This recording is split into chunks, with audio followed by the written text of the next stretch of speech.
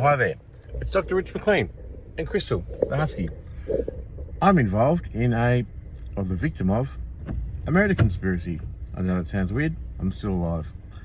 But the same neglect, deceit, lies, conspiracy, and powerful people pulling strings to influence society and politics and the government and my family and friends are still pulling the same strings that led me to the financial reduction of poverty and family violence that is still occurring 4 years after I was revived from certain death.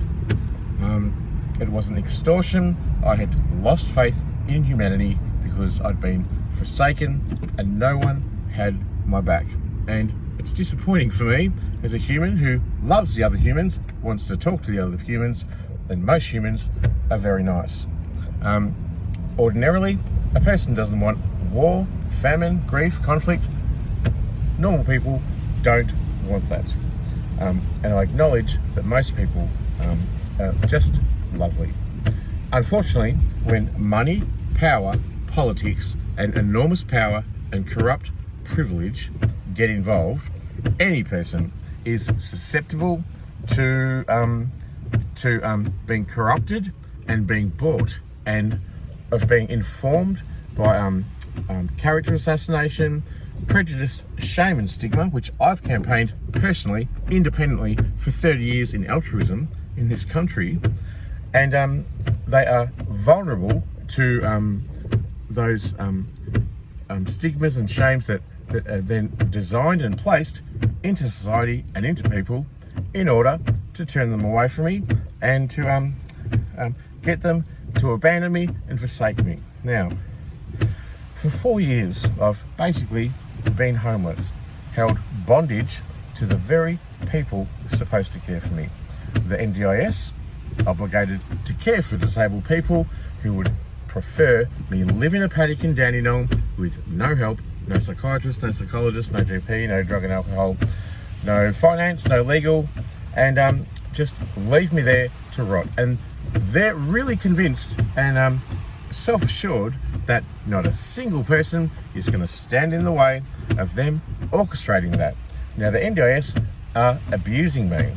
They are victimising me, reducing my prosperity, and removing my rights as a disabled person, which is part of the UN Charter of Disabled Persons in Australia, the human rights that Australia has ratified in 2008. So, what's going on? There is a malicious, snide, covert intention, and that intention is to silence me because I've spoken up about corruption in this country, and I'm an authentic and intelligent person who is not assigned to any government, to any agency, to any family, to any company, to any political party. I am the independent, authentic, real, independent deal, and I am absolutely both strong for that and also very isolated. And they've purposefully isolated me from all kinds of things.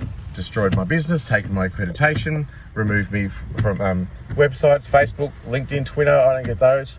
And they have absolutely acted with malice, deceit, and enormous power in order to do a few things. One is silence me, because I'm a liability now for the government for calling out corruption. There is no room for error in this. The government want to stop me. And the thing is, I don't want to be stopped. I am an authentic person, and you know what? I don't have a home, I don't have possessions, I don't have healthcare, I don't have any money, I don't have legal rights, no, I don't have human rights. I am deserving of those fucking things. And I deserve to be on this planet, and I'm divinely fucking placed back here after death by God to have a purpose, stick up for myself, which is well within my remit. And I'm not an extortionist after money. I simply want the things that I are deserving of. So there is a conspiracy to pervert the cause of justice. The malice, which has gone on for years after I was revived, has now proven to exist well before my suicide attempt happened, and I identify those financial control reasons and vilification for the reason for the suicide attempt and not mental illness, as is largely pinned on. Now, this is an introduction to my website. I'm driving from A to B. I have no home, no money. I'm on the run from the law. I've got a long list of crimes I can't report to police. I'm a rejected whistleblower. I've been psychometrically profiled to never ever get a lawyer, and I can't report any crime to police. Holy moly, it's a biblical forsaking, requires a biblical answer. That's why I know, because I don't wish harm on anyone, and I just want to live and exist in the world in order to serve humanity. And that's why I know I am the incarnation, or one of them, of the Holy Messiah. Jesus. So before you call me delusional, have a good look around. There's a lot of people just following in the footsteps, playing inside the rules, colouring inside the square, agreeing to be obeyed by the very tyrannical government powers that for most people keep society in a peaceful way, and keep the peace and all that kind of stuff. And we all want good things. That's what the government's there to do, and have a civilised society. But the same government that you all enjoy and regain your positions of privilege, prosperity, and your little bit of luxury for not colouring outside the lines or critiquing the government or sticking your neck out, is the same tyrannical, murderous government that has identified me as a targeted individual, earmarked for destruction or for jail. They've already tried to jail me, chased me out of Victoria by police who were supposed to care for me, and the hospital who were also supposed to care for me, and the place I died. And they've orchestrated this intelligently, covertly, and via deception with great criminal stealth.